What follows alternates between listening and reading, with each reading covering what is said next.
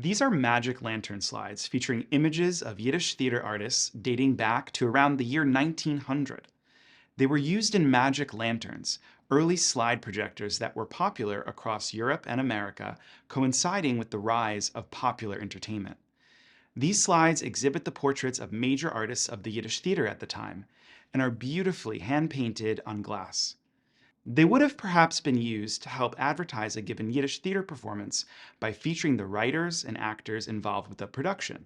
Yiddish theater audiences were deeply devoted to and enamored by these artists, who not only inspired them with their performances, but also shared their cultural roots and in many cases immigrant experience.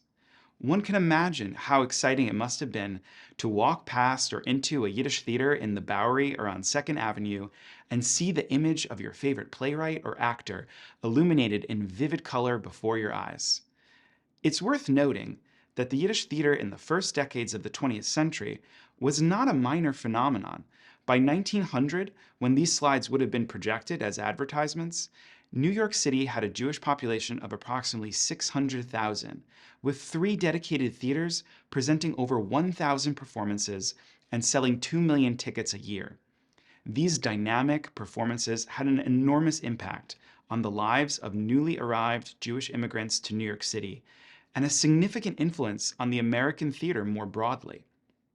The Magic Lantern slides in YIVO's collections feature portraits of over 40 major Yiddish theater artists, including Avram Goldfaden, widely considered the father of the modern Yiddish theater, playwright Jacob Gordon, known as the Yiddish Ibsen, actor Jacob Adler, a legend of the Yiddish stage and the father of influential actor and teacher Stella Adler, actor-manager Boris Tomaszewski, and many more.